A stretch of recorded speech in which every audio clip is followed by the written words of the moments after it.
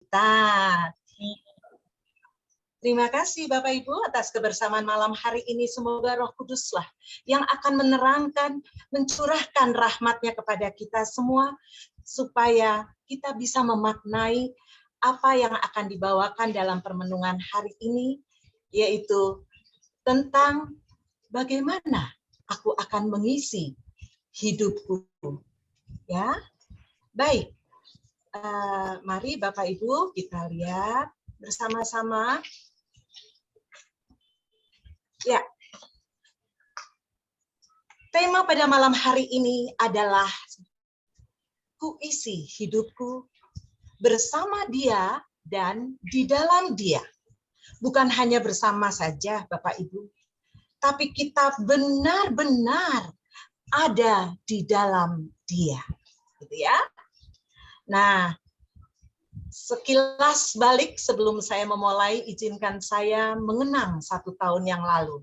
Tepatnya tanggal 6 sampai tanggal 20 Juli ini saya ada di ruang ICU, dan Bapak Ibu doa-doanya dari Bapak Ibu yang penuh kasih dikabulkan, sehingga tahun ini berarti sudah setahun gitu ya, saya bisa diberi kesempatan oleh Tuhan untuk hidup di dunia ini. Maka kenapa pada malam hari ini aku isi, maksudnya saya mencoba mengambil tema ini. Ini bukan berarti ku isi hanya untuk diriku, tetapi mari Bapak Ibu, isilah hidup ini hanya bersama Dia dan di dalam Dia. Karena saya merasakan cinta kasih-Nya luar biasa. Dan setelah itu, kita harus mengetahui langkah-langkah apa yang harus kita isi dalam hidup ini. Ya. Baik, Bapak Ibu yang terkasih, apa sih tujuan akhir hidupku? Kalau kita mengenang banyak gara-gara pandemi, COVID, meninggalkan dunia ini, kita harus berpisah, mungkin dengan sanak saudara kita, teman kerabat dekat kita, bukan? Nah, Bapak Ibu, kita pun ujung-ujungnya nanti. Cuma kita tidak tahu kapan itu terjadi pada diri kita. Maka pertanyaan ini mudah-mudahan membawa kita menjadi lebih jelas apa yang harus aku persiapkan, gitu ya. Nah, Bapak Ibu, di dalam Ibrani 12 ayat 14, juga Matius 5 ayat 8, nanti materi ini semua saya akan bagikan. Di situ jelas Bapak Ibu bahwa di Ibrani dikatakan, berusahalah hidup damai dengan semua orang dan kejarlah kekudusan. Jadi bukan santai, tapi justru diminta kita mengejar kekudusan. Ya, sebab tanpa kekudusan tidak seorang pun akan melihat Tuhan. Sedangkan di Matius dipertegas lagi, berbahagialah orang yang suci hatinya, karena mereka akan melihat Allah. Bukankah itu tujuan kita hidup? Akan hidup kekal bersama Bapa di surga. Berarti kita akan melihat langsung Allah Bapa. Nah, Bapak Ibu, kita udah tahu tujuan kita jelas. Hidup kekal bersama Bapa, hidup berbahagia bersama Bapa. Dan ternyata itu adalah kehendak Bapa loh Bapak Ibu. Nah, sekarang tinggal berarti jalan keluarnya adalah apa yang harus kita lakukan. Ya kan? Yaitu melakukan kehendak Bapa. Nah, bagaimana caranya? Bapak Ibu yang terkasih, kita semua pasti sering mendengar dari bacaan-bacaan yang bacaan Injil yang sering kita dengar ya, yaitu 1 Korintus 13 ayat 4 dan 7. Bahwa kehendak Bapa itu adalah perbuatan-perbuatan yang didasari kasih. Jadi, kalau kita mau mengisi hidup kita, sisa hidup kita yang nggak tahu kapan ini, kita isi dengan berkehendak Allah, berarti kita akan melakukan perbuatan sehari-hari kita yang semuanya harus didasari dengan kasih. Gitu ya. Nah, ingat, kasih yang ditekankan di dalam 1 Korintus 13 ini adalah kasih yang tulus, tanpa pamrih apapun. Jadi, kasih itu apa sih?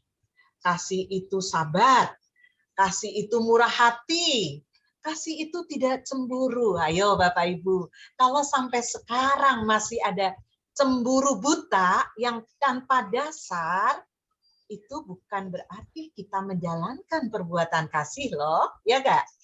Nah, apalagi kasih jelas dikatakan di 1 Korintus itu tidak sombong. Mari kita renungkan Bapak Ibu. Apakah dalam kehidupan kita sehari-hari masih ingin menonjolkan diri sendiri? Baik dalam pekerjaan di rumah, sebagai seorang ibu, istri, anak, mau menonjolkan diri bahwa kita sudah hebat? Atau kita sebagai pelayan di gereja? Coba, mari kita introspeksi diri. Apakah pelayanan kita ada di belakangnya kesombongan yang mau kita tanamkan di situ? Atau benar-benar kita pelayanan dengan tulus? Yang bisa jawab pastinya kita sendiri, ya enggak?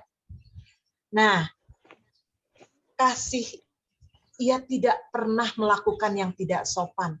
Ia tidak mencari keuntungan diri sendiri.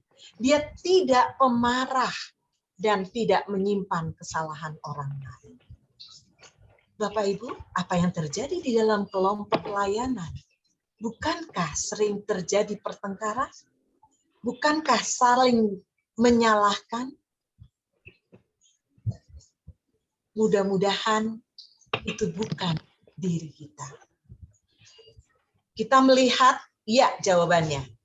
Tapi mudah-mudahan kita bukan menjadi kompor, bukan menjadi membawa bara api, tapi kita membawa damai. Dan diri kita benar-benar melakukan perbuatan yang didasari kasih. Kalau mungkin di dalam introspeksi pada malam hari ini kita masih mikir, oh iya ya, aku masih tadi emosi. Oh iya ya, aku kok masih sombong. Aku melayani kok kepengen supaya terkenal ya. Istilah orang cari panggung gitu ya. Mari, Tuhan memberi kesempatan.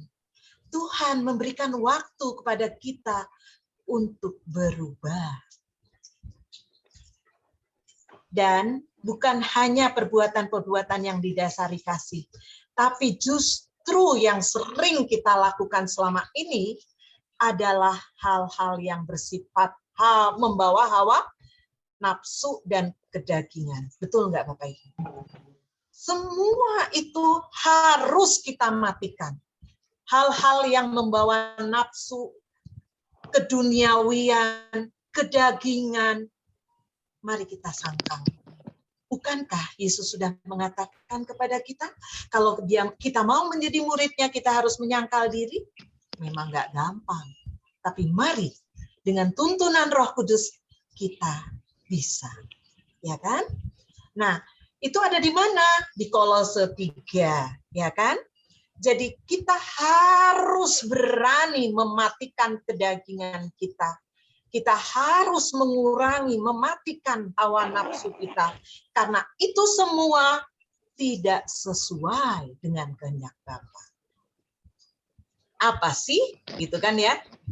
Ya, Kolose 3 ayat 5-9 nanti lengkapnya, mudah-mudahan Bapak Ibu malam hari ini bisa merenungkan lebih dalam.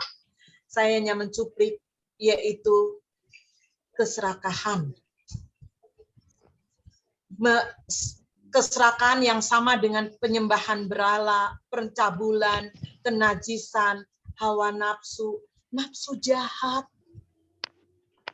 Bapak Ibu, seandainya hal-hal tadi masih ada di dalam diri kita, keserakahan sampai akhirnya apa?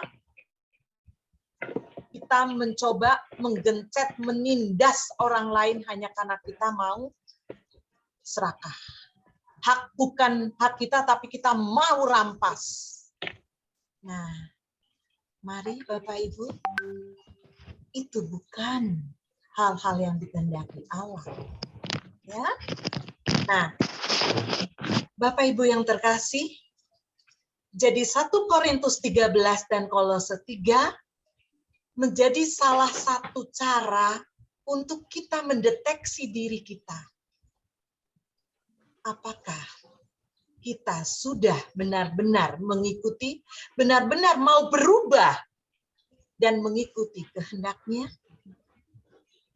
Dan di Galatia 5 ayat 24 kita bisa baca, barang siapa menjadi milik Kristus Yesus, ia telah menyalibkan daging dengan segala hawa nafsu dan keinginannya.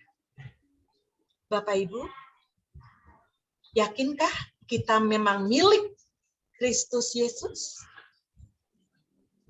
Kalau jawabannya iya, mari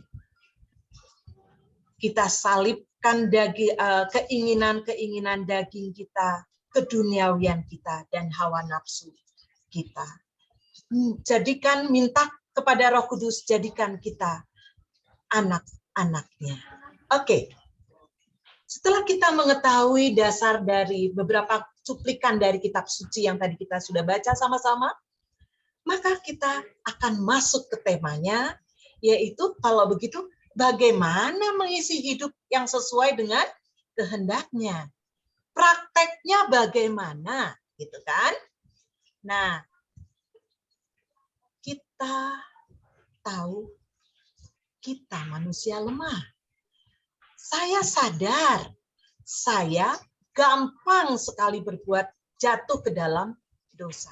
Tapi ingat, Roh Kudus menuntun kita. Dan di sini dikatakan apa? Karena kita merasa bahwa kita adalah orang berdosa, kita adalah orang yang lemah, tapi kita juga yakin dan percaya Roh Kudus menuntun kita. Maka kita nggak boleh ragu-ragu.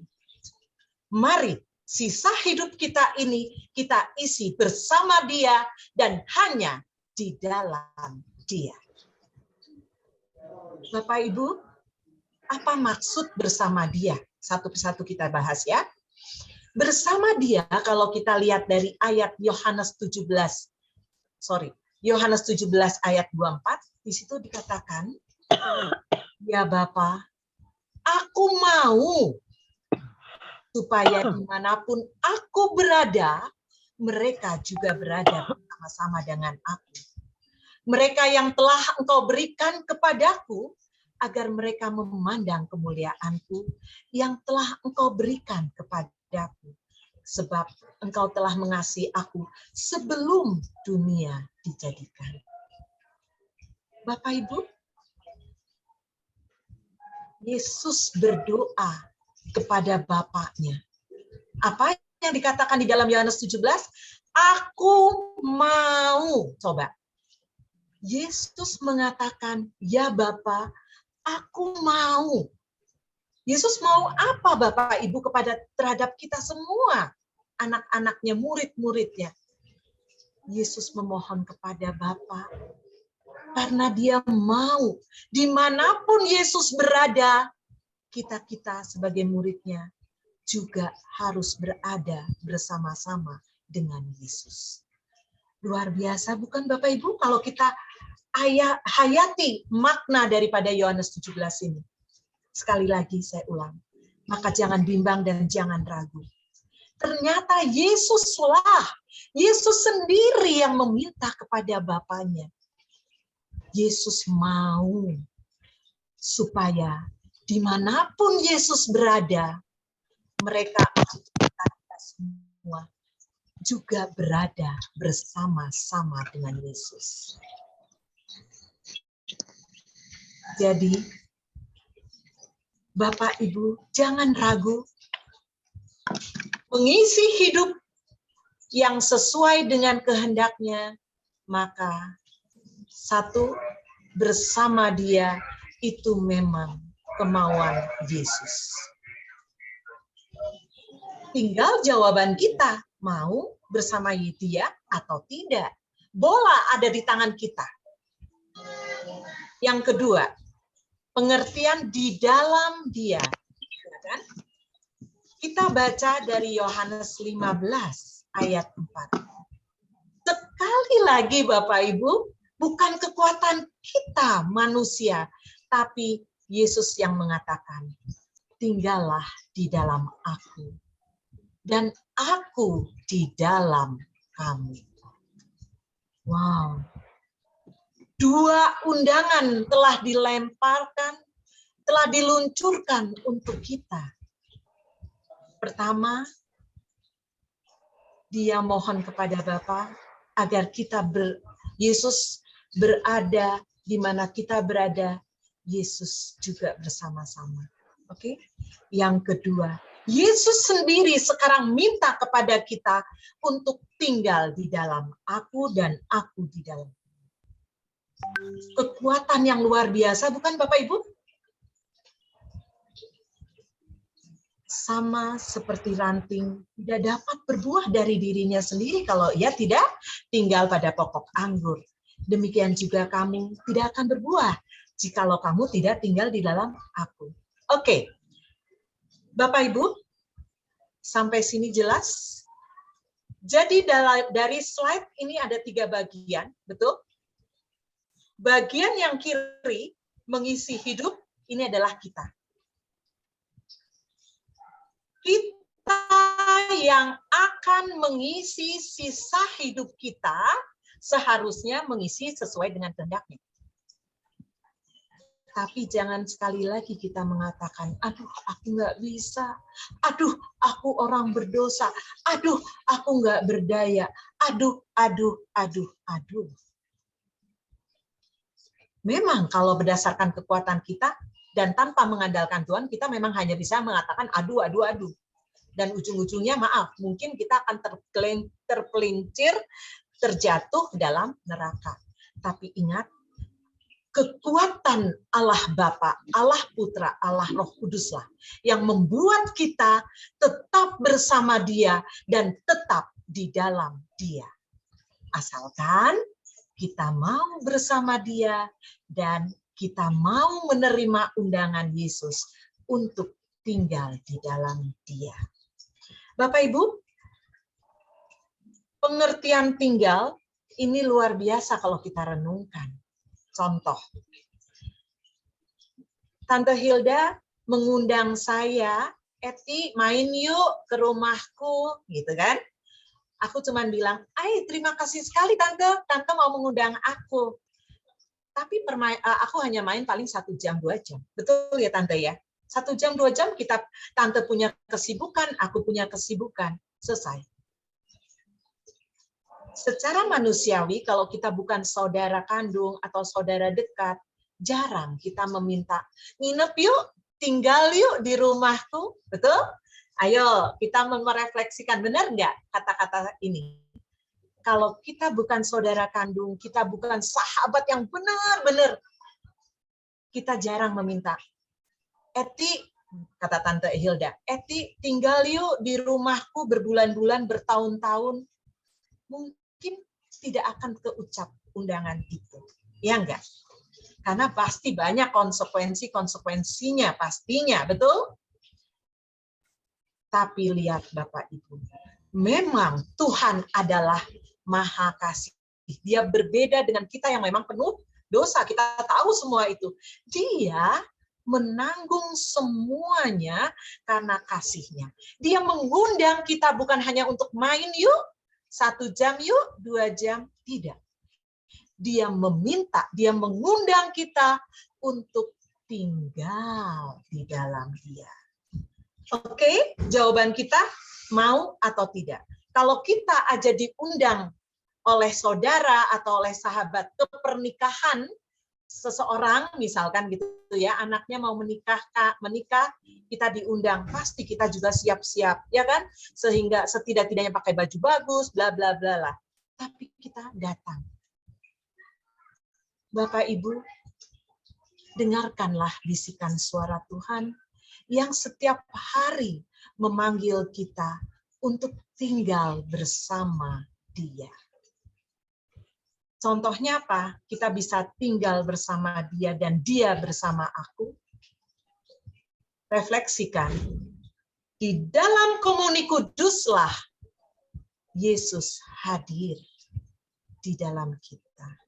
Maka sambutlah, usahakanlah tiap hari hadir di misa kudus. Bukankah sekarang gereja-gereja sudah terbuka? Manfaatkan itu.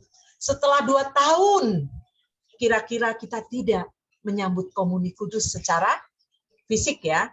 Kalau rohani pasti ada, selalu kita terima. Tapi Bapak Ibu, untuk mengisi hidup ini, mari kita satukan, kita terima undangan Tuhan untuk tinggal bersama Dia. Salah satunya, terimalah komuni kudus setiap hari. Bapak Ibu akan merasakan ketenangan. Saya rindu itu dan saya lakukan itu. Saya coba setiap hari untuk datang jam 5 saya berangkat ke gereja MKK. Ada perasaan senang di situ. Tenang dan damai. Oke? Mudah-mudahan Bapak Ibu dapat dekat, dapat menerima undangan dari Tuhan yang terus dan terus dibisikkan dalam suara dalam hati kita, ya. Nah, Bapak Ibu yang terkasih, sekarang kita sama-sama yuk melihat film ini supaya Bapak Ibu dan saya juga lebih memaknai apa tujuan akhir kita. Oke? Ya, sebelum saya putar film ini, saya akan memberikan kata pengantar dulu untuk film supaya nanti pada saat melihat itu Bapak Ibu lebih jelas, lebih gampang menerka karena ini kan diambil cuplikan. Jadi begini, film ini adalah diambil dari suatu kisah nyata yang dialami oleh John Griffith pada tahun 1937, di mana di Mississippi, Amerika. Oke. Jadi ceritanya begini Bapak Ibu. John ini mempunyai anak laki-laki umur 8 tahun. John bekerja sebagai penjaga pintu kereta api, tetapi jadi jembatan ya. Jembatan di mana di Sungai Mississippi yang panjang itu ada jam-jam tertentu kereta akan lewat. Maka dia akan menurunkan jembatannya dan kereta lewat. Tetapi pada saat-saat kereta tidak lewat pada jam-jam tertentu, maka jembatan itu akan diangkat ke atas sehingga kapal-kapal dapat melalui jalan tersebut. Oke, bisa dibayangkan itu ya. Tugasnya adalah menjaga jembatan yang bisa dinaik turunkan untuk lewatnya kereta atau kapal, ya, perahu dan kapal. Nah, Bapak Ibu, ternyata apa yang terjadi? Suatu ketika di mana anaknya sering sering diajak ikut main ke tempat dia bekerja. Jadi dia tahu gitu ya. Dia sangat mencintai anaknya. Dia dekat sekali dengan anaknya Bapak Ibu. Tapi tragis harus terjadi. Dengan mata kepala sendiri dia harus menyaksikan penderitaan anaknya. Apa yang terjadi Bapak Ibu? Pada saat jam 1.07 di mana dia memang bersama-sama anaknya ternyata dia tidak tahu bahwa ada kereta yang lewat, karena dia tidak tahu sekarang sudah jam 1:07. Dan anak itu tahu, lah itu kereta, gitu kan? Padahal jembatan masih terbuka ke atas. Bapak Ibu, John seorang yang bertanggung jawab. Dalam detik-detik dia harus mengambil keputusan. Harus menurunkan jembatannya, bukan? Tapi apa yang terjadi Bapak Ibu? Anaknya tergelincir dan masuk ke dalam gigi-gigi tadi. Bisa bayangkan, Bapak Ibu, seorang bapak harus ngambil keputusan dalam sekian detik. Kalau saya ambil tuasnya, saya tarik tuasnya, maka jembatan akan turun dan itu berarti anaknya yang dia kasihi akan terjepit dan akan meninggal. Tapi kalau tuasnya tidak ditarik, berarti jembatan tetap akan berdiri ke atas. Apa yang terjadi? Kereta yang penuh orang, 400 orang, akan mati semua pasti. Betul nggak? Ya kereta gimana orang jembatannya masih terbuka? Nah, Bapak Ibu, renungkan film ini. Allah Bapa pun rela anaknya Yesus Kristus berkorban untuk kita manusia. Baik Bapak Ibu, mari kita renungkan apa yang akan terjadi.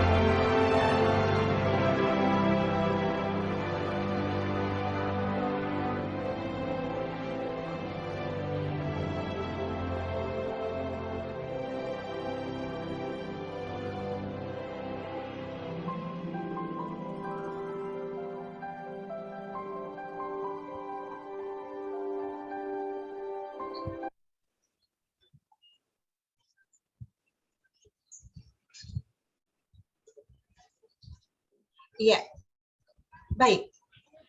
Bapak Ibu yang terkasih,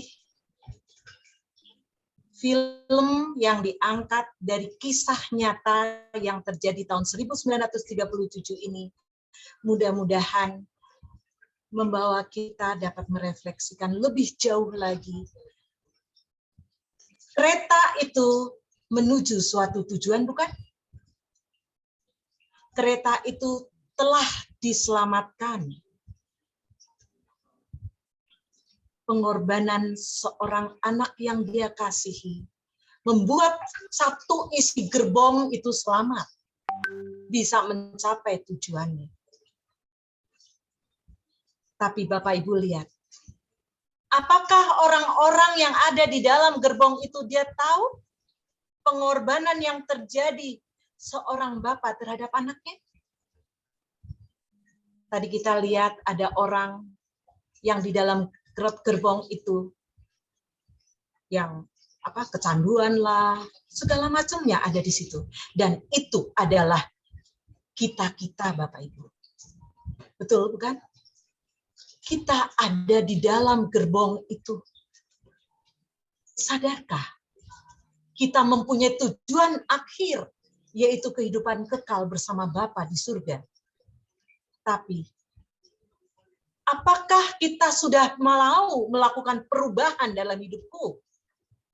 Agar supaya kita benar-benar mengisi hidup ini dengan sesuai dengan kehendak Bapa. Atau kita masih yang dulunya misalkan pemarah, yang tadinya cuman segala macam yang kurang baik itu masih tetap kita lakukan. Ingat Bapak Ibu, bola ada di tangan kita. Nah, sekarang mari yuk sama-sama kita bahas apa tanggapanku untuk mengisi hidupku ini. Kembali lagi saya akan mencuplik dari Ibrani 5 ayat 9. Di situ dikatakan, dan sesudah ia mencapai kesempurnaannya, ia menjadi pokok keselamatan yang abadi bagi semua orang yang taat kepadanya. Ya kan? Ibrani 5 menguatkan kita. Yesus sudah mencapai kesempurnaannya. Ia yang menjadi pokok keselamatan. Dan kita akan mengikutinya. Maka tanggapan kita, tanggapanku untuk mengisi sampai ke dalam tujuan akhir nanti, aku harus menjadi milik Kristus. Aku ada di dalam Kristus dan bersama Kristus. Dengan bagaimana caranya? Taat kepada Kristus, taat pada perintahnya, kita bisa baca di dalam kitab suci, ajaran-ajaran gereja, ya kan? Dan taat kepada hukumnya. Kenapa Bapak Ibu? Karena Kristus Yesuslah sumber kehidupan dan keselamatan. Dialah pokok keselamatan. Dialah pokok anggur seperti yang tadi dikatakan di dalam Yohanes 15 ayat 4. Betul ya Bapak Ibu ya? Mari nanti kita renungkan. Oke, kalau tadi kita membahas dari sisi kitab suci, mari kita, karena kita adalah devosan, kita lihat yuk, kita kulik yuk, bagaimana sudut pandang yang ada tertulis dari buku BHF, dasar-dasar yang menguatkanku untuk mengisi hidupku ini mencapai kehendak Bapa. Oke? Nah, Bapak Ibu, saya akan mengambil 3 tokoh di sini. Satu, pertama ya pasti Yesus Kristus sendiri ya, yang akan menjadi dasar-dasar yang akan menguatkanku di dalam mengisi hidupku ini. Apa yang dikatakan Yesus?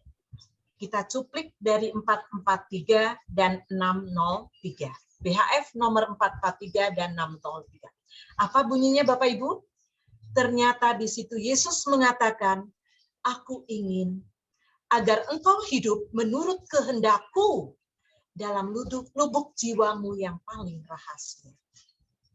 Yesus berbicara pada malam hari ini Bapak Ibu, dengarkanlah, singkaplah telinga kita, hati kita, dengarkan. Dia memang mengatakan, aku ingin agar engkau hidup menurut kehendakku. Yang kedua, di 603. Dan Yesus memberitahukan kepada Faustina bahwa Faustina adalah orang yang telah melaksanakan kehendak Allah dengan sempurna. Wow, kita mau bukan? Kita ingin bukan? Bapak Ibu, bisa. Tuhan gak pilih kasih, Tuhan gak cuma cinta sama Faustina. Tuhan cinta juga kepada kita. Ingat, kitanya yang mau apa tidak? Kalau Faustina sudah melakukan dan setia mendengar kehendak, menjalankan dan mendengar kehendak Allah, maka kita pun mau, asal kita mau. Ya, di situ Yesus mengatakan, dan karena alasan ini, aku menyatukan diriku denganmu dan bersatu denganmu secara mesra dan istimewa. Bapak Ibu, judul tadi, ku isi hidupku bersamamu dan di dalam Dia. Ini Yesus ngomong. Jika kita mau mengikuti seperti Faustina, meneladani Faustina, maka Yesus akan menyatukan dirinya denganku dan bersatu denganku juga secara mesra dan istimewa. Sehingga pada saat kita ada gangguan-gangguan si jahat, karena dia menyatu dengan begitu mesra dan istimewa, Bapak Ibu, Yesus telah menyatu di dalam diriku secara istimewa, di dalam diri kita maksudnya ya, maka percayalah, godaan setan akan kabur karena kita akan lebih peka mendengar suaranya Dia.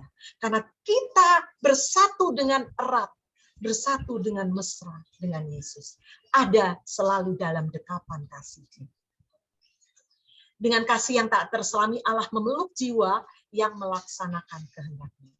Itu Bapak Ibu, 603 menjadi satu kekuatan buat kita. Bukan hanya Faustina, tetapi dikatakan di situ, dengan kasih yang tak terselami, inilah kerahimannya, ya kan? Kasih yang tak terselami itu benar-benar rahmat kerahimannya. Allah memeluk jiwa yang melaksanakan kehendak-Nya. Jiwa siapa? Jiwa kita, jiwaku, jiwa kita. Asalkan kita melaksanakan. Pertanyaannya menjadi, sudahkah aku melaksanakan kehendak-Nya? Seberapa jauhkah aku sudah melaksanakan kehendak-Nya? Sudah sejauh mana aku menyangkal? Sudah sejauh mana aku memanggul salib-Nya? Bapak Ibu, yang kedua, kita meneladani Bunda Maria, bukan? Yuk kita kulik dasar-dasar yang menguatkanku dari sudut Bunda Maria. Ini terjadi, kata-kata ini terjadi pada tanggal 5 Agustus tahun 1935 pada saat pesta Santa Perawan Maria Bunda Kerahiman. Bunda Maria mengatakan demikian ya. Aku adalah bunda bagi semua berkat kerahiman Allah yang tak terselami. Yang paling menyenangkan hatiku adalah jiwa yang dengan setia melaksanakan kehendak Allah. Bapak Ibu, masih ragu kita? Ada dua, Yesus dan sekarang Maria. Mau menguatkan kita, mau meyakinkan kita bahwa yang paling menyenangkan hatiku adalah jiwa yang dengan setia, ingat, dengan setia, nggak anget-anget tai ayam, tapi setia, nggak anget-anget cuma kalau pas inget doang gitu ya. Jiwa yang dengan setia melaksanakan kehendak Allah. Karena ini sesuai atau tujuan akhir kita nanti tercapai ya. Dan Bunda Maria mengatakan, Bapak Ibu, jangan takut. Jangan takut akan halangan-halangan yang demikian. Tetapi tetapkan pandanganmu pada sengsara putraku, dan dengan cara ini engkau akan menang. Bunda Maria yang begitu mencintai kita semua. Dia menunjukkan, dia meyakinkan apa yang harus kita lakukan. Jangan takut kalau ada halangan-halangan. Kalau kita merasa berat banget di dalam melakukan penyangkalan diri, dalam saat kita menjalankan kehendaknya karena dicemooh, karena kita melawan arus, karena semuanya melawan arus, kita arus kebenaran, mereka arus yang menyesatkan. Jangan takut. Pada saat kita mengalami kesulitan, kata Bunda, pandanglah sengsara putraku. Dan ini kita harus lakukan dalam setiap hari, setiap jam 3. Bukankah Yesus meminta kita jam 3 untuk merenungkan sengsaranya? Betul, Bapak Ibu? Menimba lautan kerahiman pada jam kerahiman itu. Ya, itu kita cuplik dari Bunda Maria. Dan sekarang kita yang ketiga, kita lihat yuk, apa dasar yang bisa menguatkanku dari Faustinanya sendiri. Saya akan cuplik beberapa nomor pengalaman dia dalam melaksanakan kehendaknya. Oke, 775. Faustina bisa tegar dan setia, dikatakan Yesus dia benar-benar sudah melakukan kehendaknya, karena ternyata Bapak Ibu, satu tujuan Faustina, yaitu Allah. Kalau aku masih duniawinya lebih jauh, lebih banyak, lebih besar, lebih mengalahkan hidup rohaniku, ya gimana kita bisa peka, ya enggak, mendengar suaranya. Karena ternyata Faustina mengatakan, tujuanku adalah Allah, dan kebahagiaanku adalah memenuhi kehendaknya. Tidak ada satupun di dunia ini, entah kekuasaan, entah kekuatan, entah apapun juga yang dapat mengganggu kebahagiaan itu. So, Bapak Ibu, ternyata kebahagiaan terjadi kalau memenuhi kehendaknya. Bagaimana dengan 603? Yesus memberitahukan kepada Faustina bahwa jiwa yang paling sempurna dan kudus, bukankah kalau kita mau mencapai hidup kekal bersama Tuhan di surga harus sempurna dan kudus? Ternyata jawabannya, kalau kita mau sempurna dan kudus, jiwa adalah jiwa yang melakukan kehendak Bapa. Sekali lagi, Faustina mengatakan, ayo kita melakukan kehendak Bapa. Ya kan? Saya lanjut, tetapi jiwa seperti itu tidak banyak. Betul. Dan bahwa ia memandang dengan kasih istimewa kepada jiwa yang menghayati kehendaknya. Bapak Ibu, jangan patah semangat. Jangan gara-gara kata-kata, dan memang fakta ya, bukan hanya kata-kata ini tapi fakta, bahwa jiwa yang seperti ini memang tidak banyak. Tapi ada kan? boleh dong kita minta bantuan kekuatan Bapa, Putra, dan Roh Kudus agar kita dituntun sedikit demi sedikit jiwa kita bertumbuh, iman kita bertumbuh, sehingga dapat melakukan kehendak Bapa, menjauhkan kehidupan yang menyesatkan. Oke, lanjut 1503. Apa yang dikatakan di situ? Aku mengerti bahwa kalau suatu jiwa bersama Yesus, Yesus tidak akan membiarkan dia sesat. Bapak Ibu, kata-kata ini menjadikan kita semangat lagi. Kalau tadi mungkin berkecil, ya nggak banyak, tapi ya jiwa yang bisa memenuhi kehendak Bapa, mungkin akan kita kecil, mengecilkan hati kita. Tapi kita harus semangat lagi Bapak Ibu. Karena apa? Di 1503 dikatakan bersama Yesus. Di dalam Yesus, Yesus tidak akan membiarkan kita tersesat. Oke? Luar biasa Bapak Ibu, Faustina mengajarkan kita tidak hanya melihat fakta, tetapi juga melihat bagaimana jalan keluarnya untuk menghadapi kesulitan-kesulitan dalam mengikuti kehendak Tuhan. Ini masih Faustina, ya. Saya ambil dari 1394. Bapak Ibu, perhatikan. BHF nomor ini luar biasa menurut saya. Kaitannya dengan jam kerahiman, dengan permenungan di Jalan Salib. Oke. Saya bacakan. Aku pun akan memenuhi keinginan-keinginannya. Faustina mau mengikuti, memenuhi keinginan-keinginannya. Sejauh kekuatanku memungkinkan untuk berbuat demikian. Juga kalau kehendak Allah itu akan menjadi sangat berat dan sulit bagiku, seperti halnya kehendak Bapa Surgawi pada putranya ketika ia berdoa di Taman Getsemani.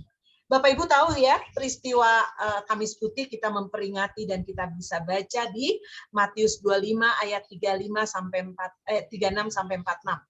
Matius 26 ayat 36 sampai 46. Bapak Ibu yang terkasih, seperti halnya kehendak Bapa surgawi bagi putranya Yesus ketika ia berdoa di Taman Getsemani. Apa yang dikatakan Bapak Ibu oleh Yesus? Ya Bapa, seandainya piala ini sudah dapat berlalu, betul enggak? Cawan ini boleh berlalu. Tapi terjadilah menurut kehendak-Mu. Ingat, kata-kata Yesus memberikan contoh kepada kita. Tetap walaupun apa yang akan terjadi, tapi dia mengatakan, terjadilah menurut kehendak-Mu. Dan apa Bapak Ibu?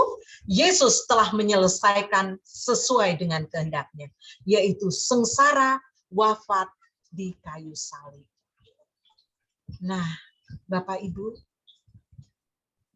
di sini dikatakan, kini Faustina memahami bahwa kalau kehendak Bapa Surgawi,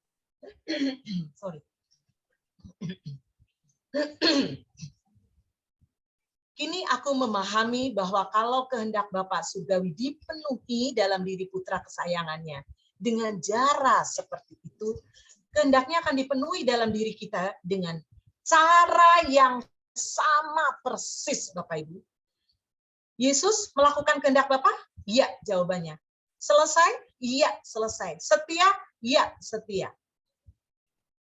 Apa yang dialami putranya? Sengsara dan wafat. Maka kalau kita menjalankan kehendak-Nya, maka sama persis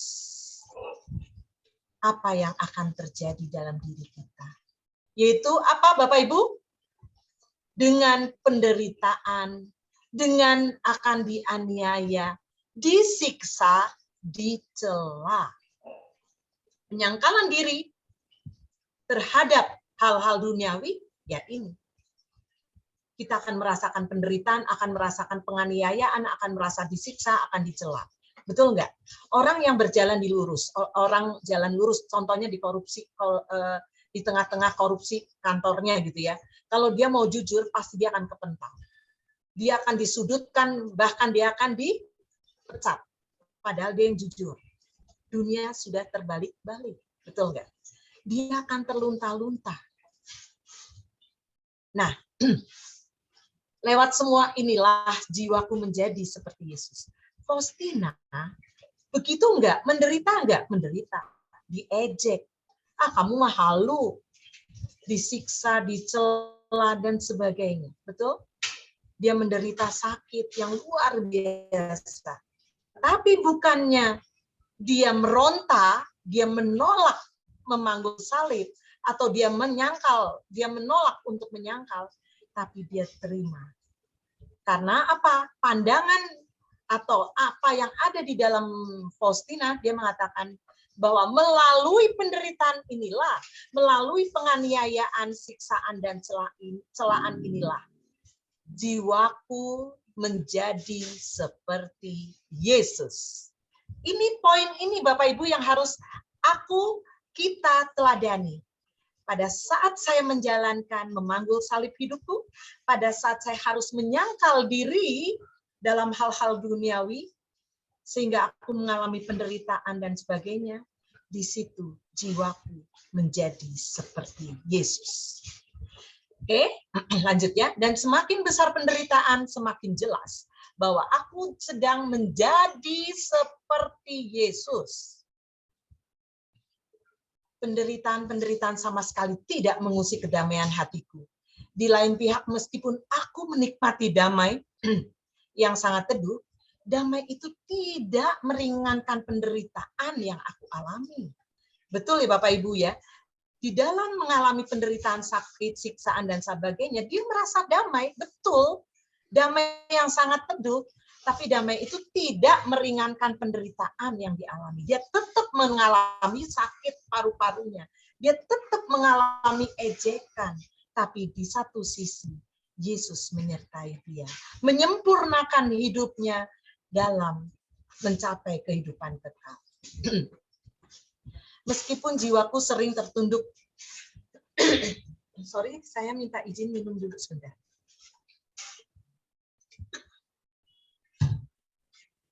Ya, meskipun wajahku sering tertunduk ke bawah dan air mataku mengalir deras, pada saat yang sama jiwaku dipenuh dengan damai dan kebahagiaan yang mendalam.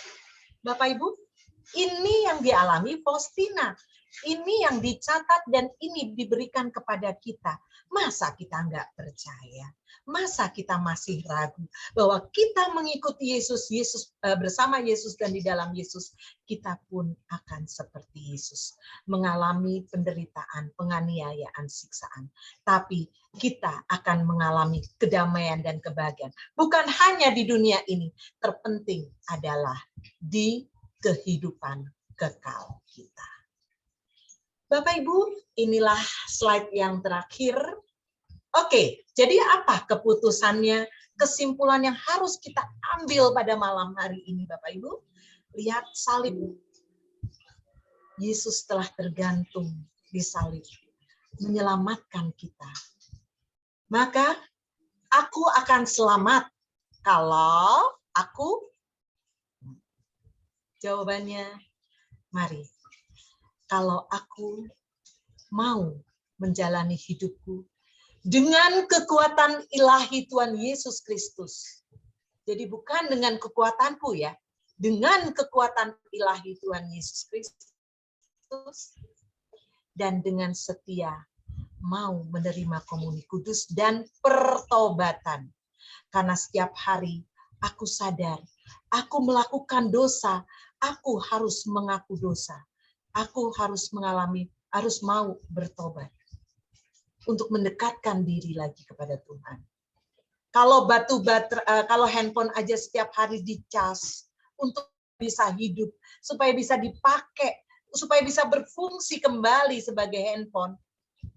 Bukankah aku manusia yang sering berbuat dosa? Perlu dicas. Apa alatnya? Bagaimana caranya? Komuni kudus. Yesus datang bersatu dengan kita. Sehingga kita yang manusia lemah dapat diangkat dikuatkan, diberkati, diberi rahmat untuk tidak mudah jatuh. Gitu ya. Karena kita semakin peka mendengar suaranya. Oke, semoga dia berkenan akan pengharapan dan doaku seperti yang diucapkan dalam doksologi. Bapak Ibu, kita semua setiap minggu atau setiap kali kita ke gereja, sebelum doa Bapa kami, betul? Di mana hosti, anggur dan hosti diangkat ke atas, dua-duanya, tangan Romo mengangkat dua-duanya, betul? Masih ingat ya? Dalam perayaan Misa Kudus, dan imam mengangkat piala dan hosti sambil mengucapkan, dengan pengantaraan Kristus, bersama dia dan dalam dia. Bagimu Allah Bapa yang Maha Kuasa dalam persekutuan dengan Roh Kudus, segala hormat dan kemuliaan sepanjang segala masa. Dan kita menyatakan amin. Bapak Ibu, berarti kita mengamini, kita meyakini bersama Yesus dan dalam Yesus kita akan bersama Bapa yang Maha Kuasa memuliakannya. Bapak Ibu yang terkasih, demikian. Terima kasih, Tuhan memberkati.